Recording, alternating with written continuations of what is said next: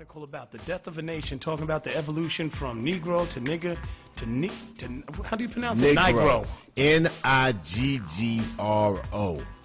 It's basically, ignorance is rewarded today by factions that allow and accept for us to not be at our cultural best.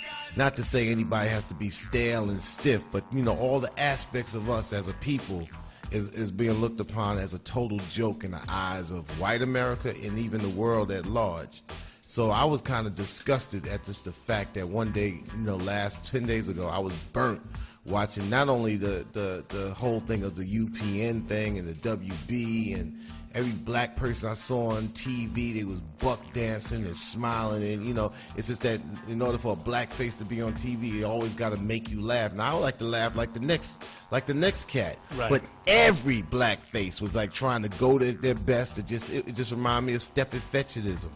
Right. So I just got just wired, and then the Source thing happened, and then everybody. It's just like almost like you just can't be black and just be able to be at your best sometimes. It's just that everything is imbalanced just the whole other way. Right. And I just got ticked. I said, really, what's been accepted in America now is the creation of a new race. Somewhere stuck between nigger and Negro. It's the Negro. It's accepted by white society as just being this type of person that could be derogatory to themselves but safe for everybody else. And I just was like pissed, and so I was wired. In other words, people get a kick off of us killing each other, shooting each other in the head, of course, and just it's being like, a fool. Yeah, it's like, I'm gonna kill this nigga, I'm gonna do this to this nigga, but can't kill the nigga in themselves. So I'm like, this is created by this society, and sometimes people say, "Oh, Chuck, you deep." It ain't, it ain't the fact that I'm deep. I'm just normal, and the whole realm of everything else has slipped a notch. Right. 30 years ago, it'd have been just called, well, this man just got common sense. But sense ain't common today, right. Except for the rapper. He's common sense, right? But everything else is done dipped to either sense or nonsense. And a lot of people feel that, oh man, yeah, you just getting too deep in it. I mean, dang, I just tell people straight out.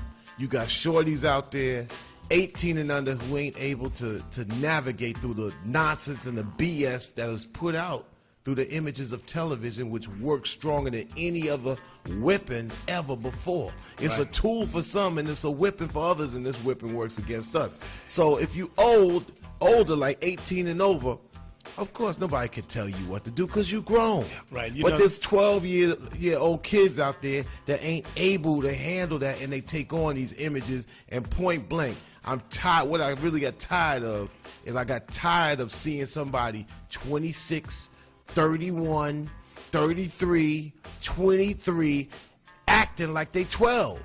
Where, and in order to say, well, that's what's happening. That's what's fly. Now, instead of a 12 and 13 and 14-year-old looking to say, well, I'm trying to act like this 29-year-old, you got a bunch of 29, 30-year-olds trying to be acceptable to 16 and 15-year-olds. And to me, that's crazy. That's ridiculous. There's no other society in on this planet that works as backwards as black people are working in this country right now. One of the things it seems like is that they reward people the younger you are, because you can get a job these days, usually because they can rip you off and not have to pay you a lot. Exactly. So in order for people to keep their jobs and get accepted in certain rounds, they got to act kitty-like. They got to act kitty-like, and who's doing the hiring and who's doing the firing? It's usually at the person that says, all right, you can get that job if you capitulate and just regress yourself into this type of person, and we will pay you. And you could bling yourself and make everybody look like they're irrelevant because they have some intelligence. And you can't just, sometimes you have to look at it and say, you know what? I have my integrity, I got my intelligence, and all right, maybe I ain't blinging, but I'm BLIing. I got enough, and I'm understand where I'm at. But right now, it's just like, white America is, where once upon a time, maybe some of our comedy made them laugh with us. Now they're totally laughing at us. And whether I look at it, we got 750,000 comedians out there. It's like, yes, master, and it's just like white lips everywhere. And I'm just like saying, we just need balance. So yeah, I was burnt last week, and anybody that wants to find out exactly what I was talking about, I wrote this essay called Death of a Nation, because in 1918, the filmmaker D.W. Griffith, a white filmmaker, had depicted black people as being fools and buffoons, which sent an image signal across America that we were less of human beings based on the movie that he depicted. Right. And the name of the movie was called Birth of a Nation. So I just capped it with this essay saying Death of a Nation, and the same damn thing is happening. Whether it's from Oakland, whether it's like Long Island, whether it's Florida, it could be New Orleans, it could be Texas, it could be Detroit. And my whole thing is like, you see the same damn problem every damn place, and we got the nerve to be on TV. The exceptional few people have the nerve to be showing some ice up in the camera, like most black people got that, or most black people ain't catching a bus and going to the laundromat, or on drugs, or trying to cop that last square, or ain't got enough credentials for a job. But this whole thing of I got this, I'm better than you. I was just burnt last week, and the source thing was the Kappa. Because if you looked and said, okay, this is representing black folks in 2001, I just said, you know what? If I'm white and I'm sitting in Iowa, I'm looking at this, it's got to be a joke. If I'm African and I'm looking at this, I'm like saying, yo, that's not me. If I'm Lithuanian, I'm like saying, what? They can't be real. If I'm Japanese or Asian or whatever, I'm looking at that and I'm like saying, yo, they 3 notches underneath what human beings should be. Yo, and if I'm black living in America, I'm like saying, yo, who the hell gave them TV time to balance it, to represent us all? And nobody, and then people had the nerve to say, well, hey, that's the way it is, and that's the way it is. No, you know what? People need to be held accountable. And all these cats out here talking this thug nonsense and this and that, they just fooling themselves. The real thugs get the job done.